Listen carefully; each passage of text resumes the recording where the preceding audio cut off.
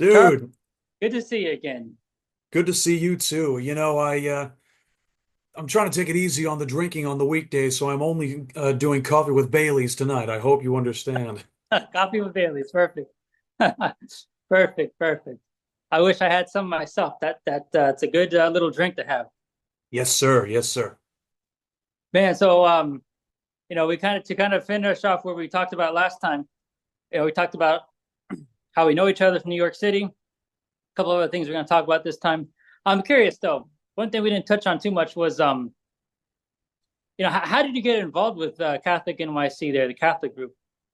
Yeah, that was a very gradual process. So I started out when I first got to the city in 2011. I was just going to uh, Father Rutler's Mass at Our Savior up on 38th and Park.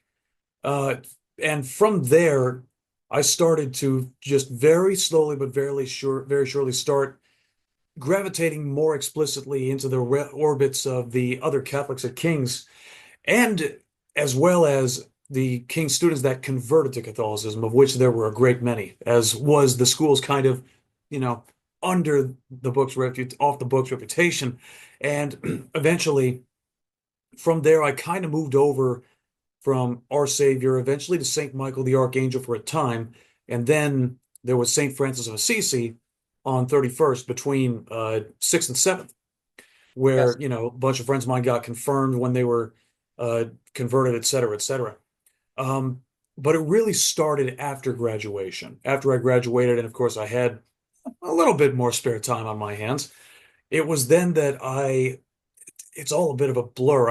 I think what happened was I had started to connect a little more with Father Rutler at his parish, then current parish, St. Michael the Archangel on 34th off of Ninth Avenue. And through him, because he was and is to this day something of a celebrity priest, and so he always had just kind of a regular coterie of people who followed him over from Our Savior when the archdiocese relocated him. And that, coterie just kind of naturally grew as more and more people heard about his reverent Novus Ordo masses and just his general je ne sais quoi. And that eventually overlapped with the greater Catholic NYC crowd. I think specifically through Sean O'Hare and Colin Nicasa, Oh yeah. who were the Yeah, big, yeah. that's interesting how you got connected with Father Rutler there at Our Savior. And I believe you are the one that introduced me to Father Rutler. And I remember meeting him and being, going to St. Michael's there. Very interesting place. The church itself is old, kind of run down. The inside is not very like aesthetically pleasing as many other churches, but nonetheless beautiful, holy place. Hmm. The rectory right next door, right? And it's a five-story townhouse. The only townhouse left on 34th Street, by the way. Hmm. And That's right. oh my goodness, it's like when you open up the door, go through the chapel, it's like you're going back to the Gilded Age of New York. That's how I think of it. Oh my goodness, what a place that is. I mean, wow. I don't know how to say, I mean, very posh, right? Very posh, especially the second floor. Oh my goodness. Oh yeah, very And posh. yeah, And Father Rutler himself really tends to have that kind of an effect on whatever place he happens to live in, excuse me. I never did see his rectory at Our Savior before, but he basically took all of his stuff and brought it over to St. Michael's, and the parlor upstairs on the second floor, the main room with the giant table, and also, of course, the man cave behind the parlor with those sliding wooden doors, man. Oh yeah. I mean that I don't know what condition it was in before he moved there, but I can guarantee you that half of it was Father Rutler's personal touch. I mean, just seeing his taxidermies and his diplomas and, his pictures with famous people, et cetera, et cetera. It's not just, it really taught me a lesson. It's not just the place itself, but it's the person who occupies the place. It tells you a thing or two about both. you know what? You just reminded me of something. We had a couple of events, I think two events, private events with him there and a couple of other guys on the second floor in the living room, I guess parlor room. And wow, what an occasion that was. So just to kind of paint the picture for everybody listening, we're sitting down, it's like a double living room, and there's a bit of a huge like door that kind of separates the two, like I guess a French style door, something like that. I think so, yeah. Anyways, on one side it's all nice and cozy, bunch of chairs and stuff, and on the other side's like a more formal kind of dining room, but kind of a living room too. Big, just open space. And like you said, there's taxidermies, there's presidents, there's pictures of him and like President Bush and like God, the Queen of England. I mean, he met her too, right? He was Anglican, and we're sitting there smoking cigars, having a great time. And he's talking about all his stories about all the dignitaries he's met and all of his wisdom. It was just incredible.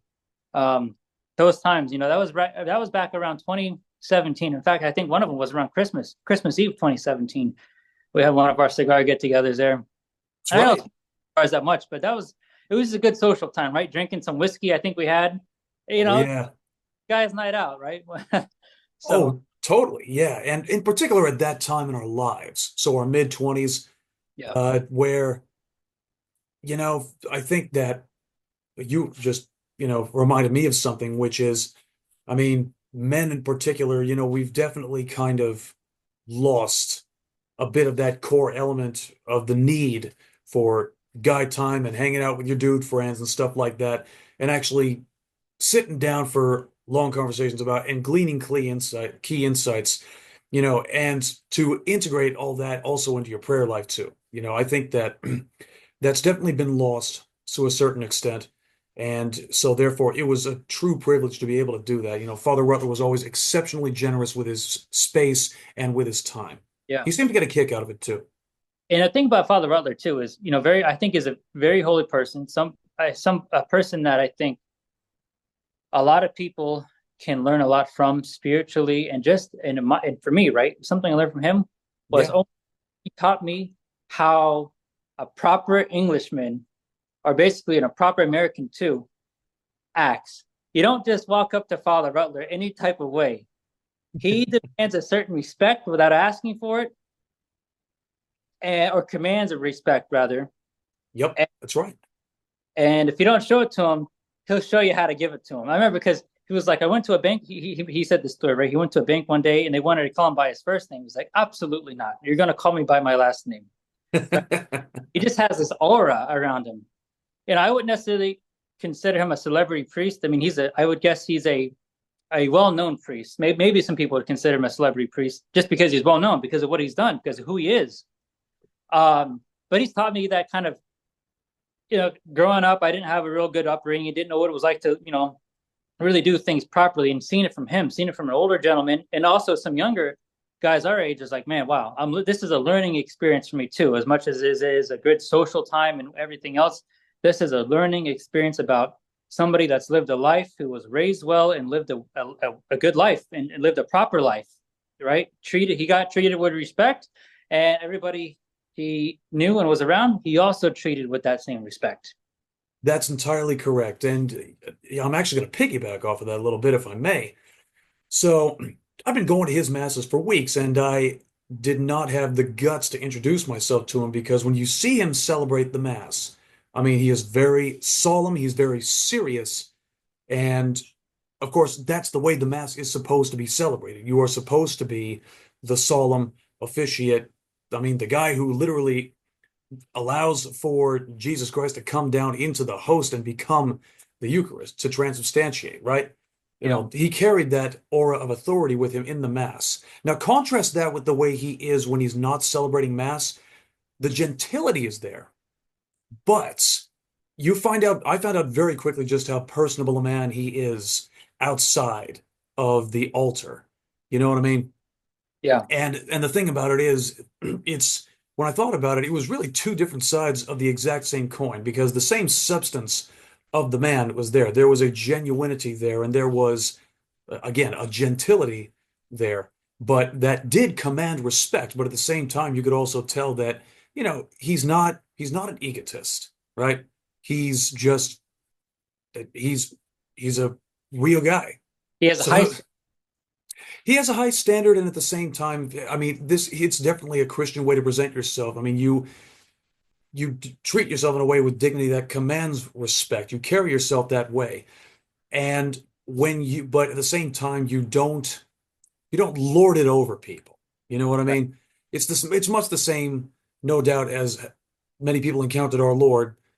You knew that there was something authoritative about him, something special, and when you approached him, yes, he met you where you were at, but he also called you to something better. So it was in the 80s when he was pastor at what do you call it? At St. Agnes on 43rd off Lex, right near Grand Central. And a bunch of pro-choice feminists had gathered around this building to protest the church's stance against life, right? And Father's just trying to get into his rectory, right? To do his thing as a priest. Apparently, this one uh, protester comes up to him and just flashes him like this. And without flinching, he simply says, "Excuse me, sir, but I have to get into my rectory." Uh, You know, the guy just knows how to do it. He's still got that wit. he does have a sense of humor, which is great too, because there's a serious side of him that's very proper, but he does have a sense of humor. Yes, And and the first time I think you invited me or Sean or somebody, one of our mutual friends, invited me to a mass there at St. Michael's, and he does the mass differently than I've ever seen in the Latin Rite. It's almost like it has an Anglican feel to it because he was an Anglican priest, and therefore, even though he's funny enough from New Jersey, he's got this aura and like this feel that he's from like London, from like Downton Abbey. He even looks like Winston Churchill. he Winston does. even looks like Winston Churchill. He truly does. Hopefully we'll be able to get a picture of him. But yeah, I think I said to him, no, I know that I said to him on multiple occasions, Father, you really could play Churchill in a movie. Not only do you look like him, but you can do the isms and get the general gist of the man down. Oh yeah, like Absolutely. on Netflix, there's this series called The Crown. You ever heard of it? Oh yeah, absolutely. Who hasn't heard of The Crown? Yeah, so and there was a guy that played Winston Churchill. He could have done that. I think he could have done amazing in that role. It's incredible how Father Rutler just never got an agent. It's Right. funny, I actually have a little list of little isms that I've heard him say. And he said, I'm going to try to impersonate him as best I can. One of them was, other than a priest, I always wanted to be an Elvis impersonator when I grew up. That's funny because Yeah. he's bald. Oh, yeah, totally. His masses were just amazing. Very Yeah. reverent. That kind of English. He almost speaks with a British accent, sort of, Almost. a It's little bit. very, very close. But yeah, Uh, it's the true wasp accent, as they say. yeah, even though he's not even a waspy, like in the truest sense. I guess he was at one point, Yeah, not anymore. yeah, exactly. No, he great man though. Great place, great times that was. And of course, he lived.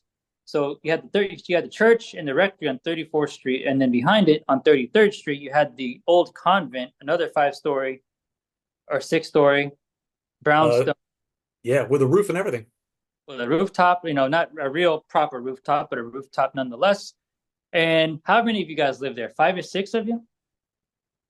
Oh man. Well, it started out with, I think you're about right, about five or six of us. So we moved there in August of 2016. Now the ranks, people kind of came and went. I personally was only there from August of 16 until October of 18. So, 2 years and change. Right. Um, but it lasted all the way up into 2022. And, people would kind of come and go. At one point, I think our ranks swelled up to, I want to say, maybe 10 or 12 people or something like that. Yeah, but my point is, it's this huge place. Like if this was an Huge. apartment building, you could probably have 40, 50 people easily in there, if not more. And you have a dozen people max living in this huge space. That's exactly right. Yeah. Now, it wasn't glamorous, but hey, it was a great space, bro, especially with parties and stuff. You remember how many parties you had in there? Baby grand Oh, a bit. oh, I remember. And Of it course. was wonderful. It It was was, wonderful. And then, we did our best to try to just integrate as much of the church activity and in the broader Catholic NYC community into this stuff as we could. I mean, we knew because we were all Catholic artists. That was kind of how this whole thing was conceived. It was by a guy named Tim Likens. God bless him. He basically uh, came to Father Rutler, and Sean O'Hare also had a hand in it too, if I'm not mistaken. But it was mainly Tim's idea, from what I understand. And the last of the stitches of the presentation were moving out to Staten Island, and it was just all this empty real estate. And he just said to Father Rutler, "Well, why not just make a Catholic men's artists enclave, and you can charge them a certain amount for rent, and it'll be, a little extra revenue for the parish. And, we can help dust off the windows and serve at mass and be in the choir and stuff like that. That was the Oh, general idea. So that's how that whole project came to be. I mean, Tim was really the driving force of it. He really had a vision, which, and he was a little older than the rest of us. So, he had been around and he'd done stuff like this before. So the rest of us were, with one or two exceptions, were kind of in our mid to late 20s, right. and so we came in and yeah, it was not glamorous.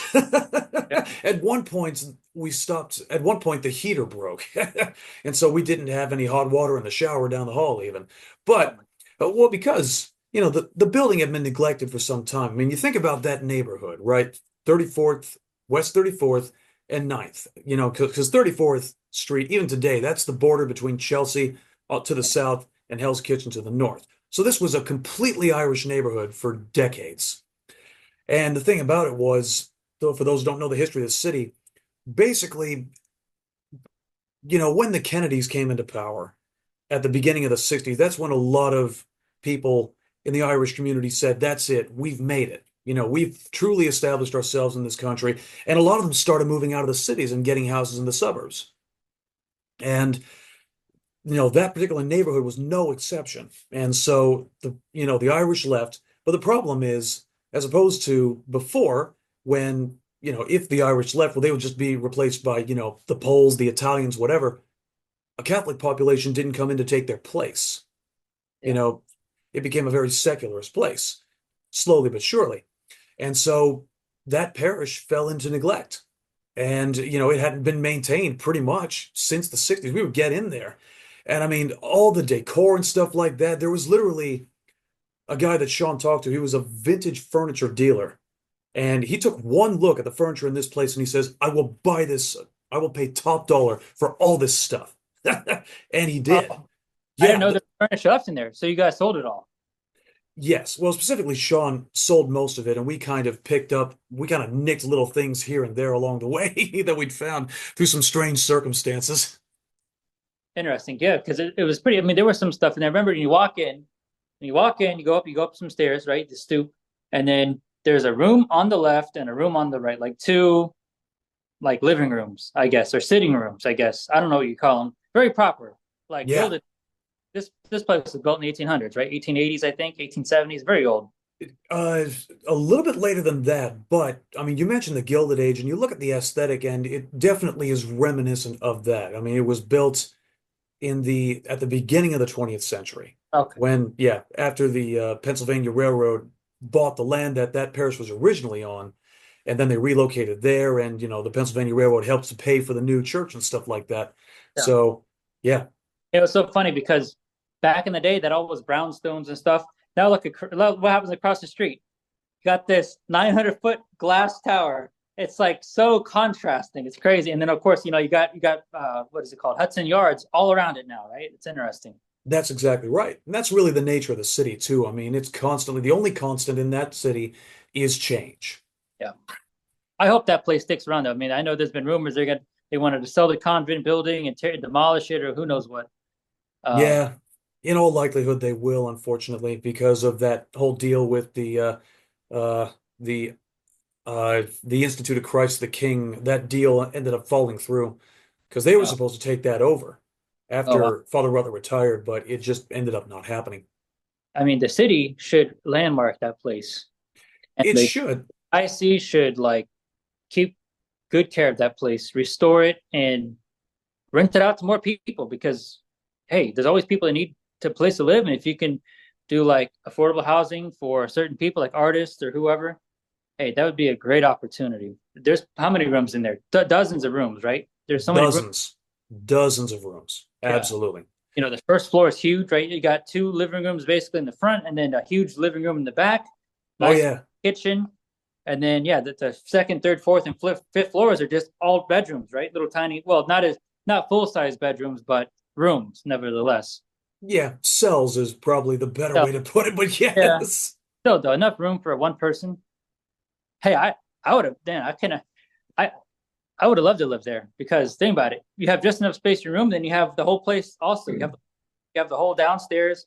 everything, the whole bit. You have a nice kitchen, all this room downstairs. You have the basement, the roof, and then you're right there in the area. You're right there in the middle of the action. That's exactly right. That's exactly right. And it's kind of funny because I mean it never really did materialize into the highest ideals that people had for it. But I have to say, I mean, that phrase youth is wasted on the young. Yeah. And I think that in some ways looking back on it, we all on the one hand, we did make the most of it and we did do a lot with it. I mean, a lot of important lessons were learned, a lot of bonds were forged, et cetera, et cetera. A lot of maturity was induced, but at the same time, you know, I'm not sure that we had the emotional hardware to make the most of it because, we were young. And the other thing about it too is that the circumstances surrounding it were very kind of iffy. We had to be a little discreet Right. because Real tenuous. it was a little tenuous. Yeah, I mean, there was always talk of how, maybe the archdiocese might, I don't know, force Father Rutler to kick us out, or they might force him to retire because he was not basically. I'll to tell you the truth. I mean, you mentioned Father Rutler's reverent masses and stuff like that. Well, commensurate with the troubles we have in the church hierarchy today, basically, when it came to the upper brass of the Archdiocese of New York, as I understand it, Father Rutler pretty much only had one friend, and that was Cardinal Dolan himself. Wow. The rest of them, they couldn't stand him because, they were modernists who didn't want Reverend Novus Ordos or anything like that. They were just, a lot of them were just rent seekers, and people like him made them look bad. And hey, that shows because a lot of those parishes there reflect the ideologies of those in power, more or less. Not all of them, but yeah, it's a little bit interesting up there, the whole political climate in the religious context. But I'm not going to get into that. That's another Yeah. topic for another time. But it was interesting. Hearing the buzz. Do you think the archdiocese knew that you guys were even in there? I don't even think so. Um, it's hard to say. The story that I got was that Father Rutler basically had come to some sort of consensus with the individuals responsible for inspecting the place in the archdiocese. Basically, just, you know, you can pretty much do what you like, just don't make too much noise, that sort of thing. I mean, we did every once in a while when we would throw a party, because remember, this thing was nestled in between obviously the church and the rectory, and then there were a couple of residential buildings on that block. So every once in a while, when we throw a party in the summertime, and of course we'd have to open up the windows to get proper ventilation, every once in a while we would get a noise complaint. I kid Wow. you not. So Or occasional party. To me, it seemed like there was always something going on there. big time. Well, that's because there was. Yes. There, oh yeah, and in the basement too. I mean, a couple of musicians friends literally set up a recording studio and rehearsal space down there. It was Well, amazing. it was great. I remember I rehearsed with some guys down there for a New Year's Eve party we had at another church. That was great. Yeah, you and I were in the band. Yeah, exactly. Yeah, you played guitar, and I played, of course, alto and tenor saxophone. That's right. Well, specifically I played rhythm guitar because the other guitarist in that band was way better than me. Chris Rodriguez, I think his name was, Oh yeah, and yeah.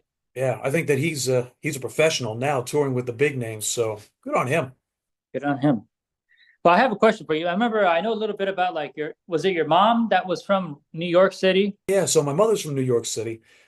She is actually the descendant of immigrants from the second major wave. So from about the 1870s to the early 20th century. So uh, French and Italian on her mother's side, and Spanish, Cuban, and Irish on her father's side.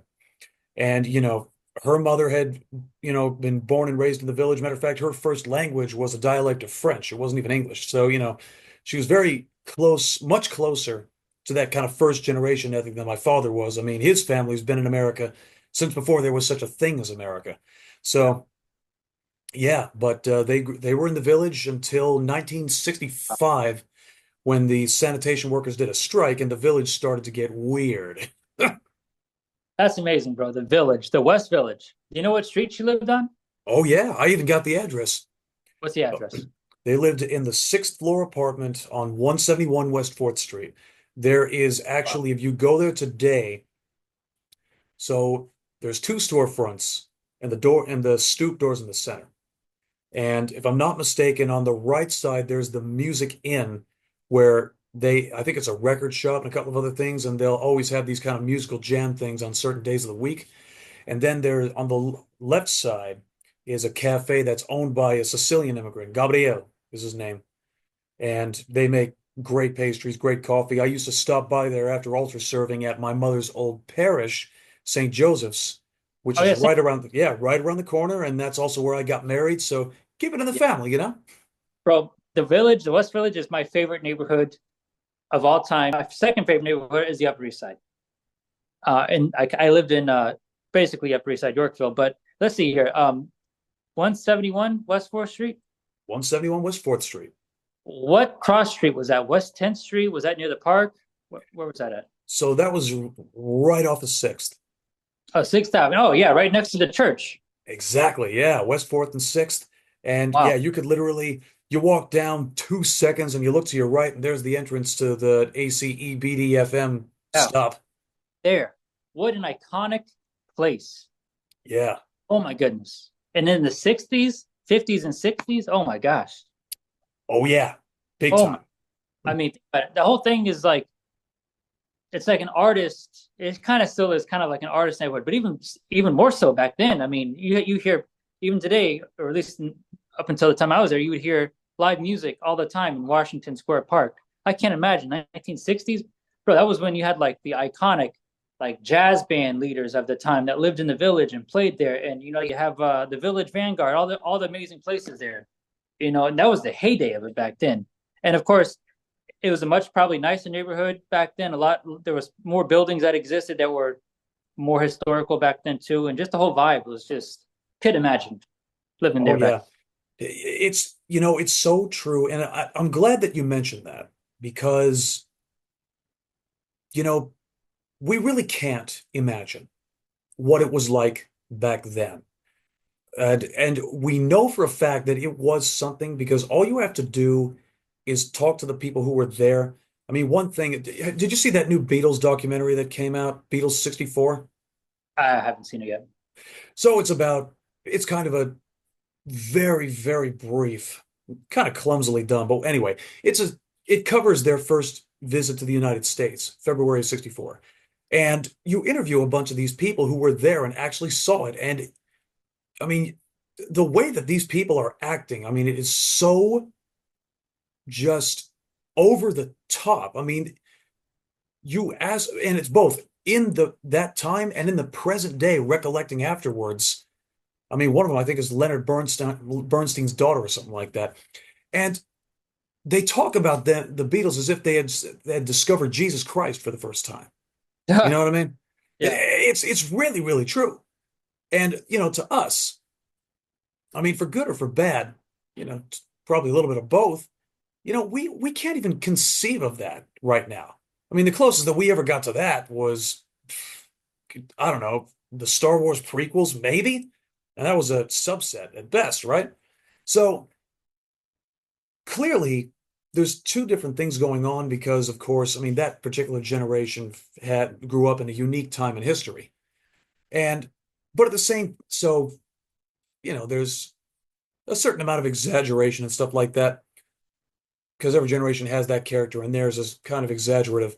But at the same time, you can also see how, in the context of everything that came before, you can see what you can understand why people remember it so fondly now and how it was just the bee's knees. It was, it seemed as if society talk about the age of Aquarius, where everything was going right in the United States, and it seemed as if, we were at the start of something completely new, completely freed from everything that, unburdened by what had been before, as it were. I mean, yeah. I mean, so, and as it relates to the village, I think that for yeah. me, like okay, so New York City is like the cultural center of the United States. But I think like okay, not every part of New York is like the cultural center. So it's like, okay, well, what areas are the cultural center of the cultural center? Yes, And exactly. that's the West Village, 100%. People think of Times Square. No, Times Square is commercialized. Other places, no, man, no, no, no, no. The West Village, um, mainly the West, a couple of other areas, but I mean, there's nothing that can compare, I think, in my mind, to the West Village as far as like the beautiful buildings there, all the history uh, that goes along with the 200 years plus of all the history of the buildings that are still standing there, all the famous people that live there. And again, the music, all the different music forms of art that have come from that place. Yeah, Incredible. I mean, you had jazz there. You had so much, jazz going on there and classical. You had John Philip Sousa that lived in the village, right next to the church, right next to St. Joseph's. In fact, there's on the house, just you could probably see. I think you can see the house from the church. There's a little plaque there that said John Philip Sousa lived here in like the 1890s or whenever it was. And wow. that's the case for a lot of different places, right? You have homes there. You have brownstones going back to like the 1820s and 30s, if not earlier, 1815. 200 years. Yeah, Just village. Of course, the further south they go, the older they are.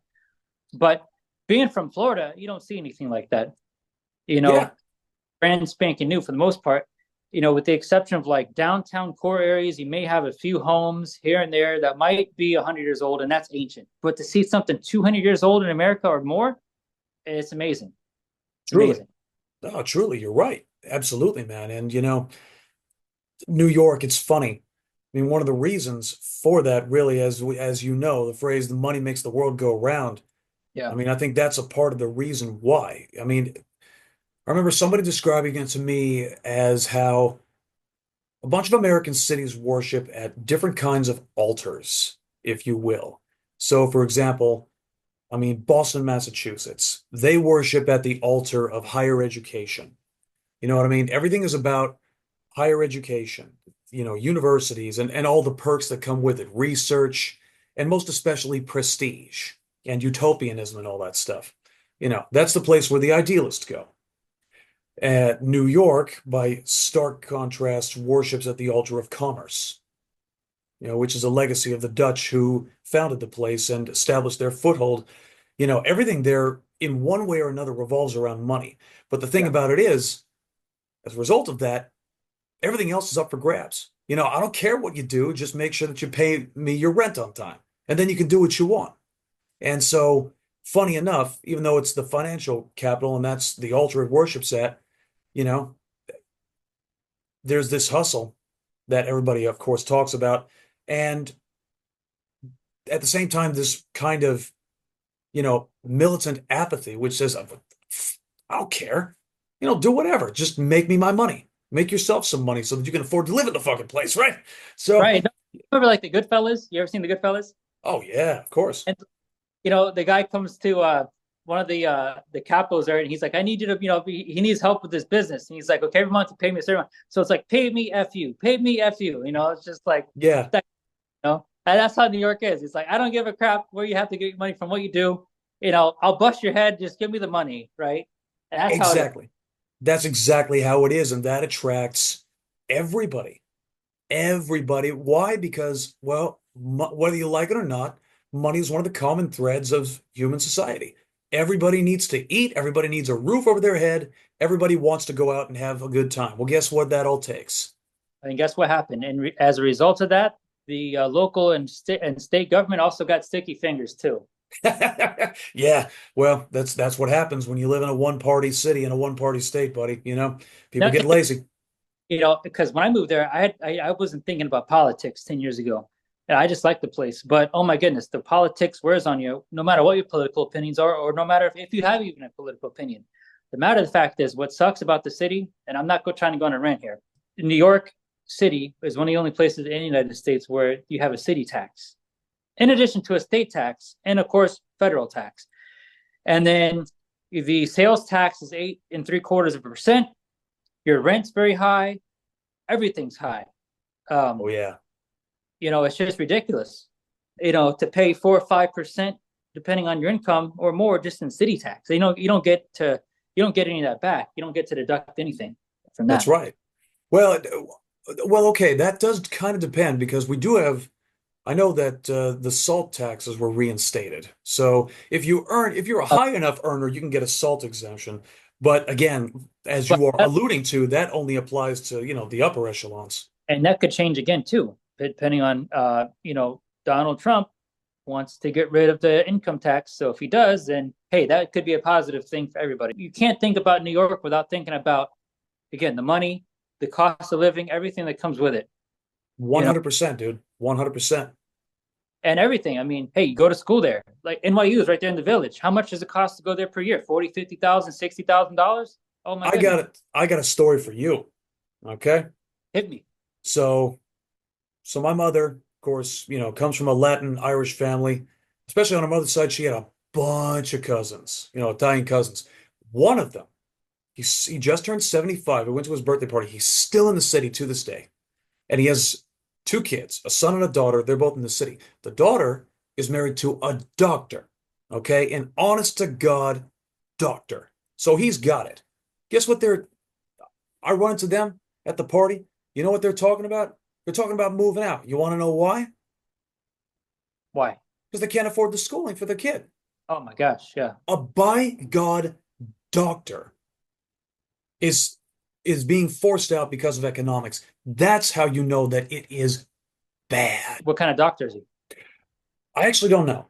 All I know is that he's a doctor and he graduated from med school quite a while ago. So he's been in the game a while. Going to school up there, sending your kids to decent school that's not public school is a fortune, along with everything else. Yeah, that's Yeah. exactly right.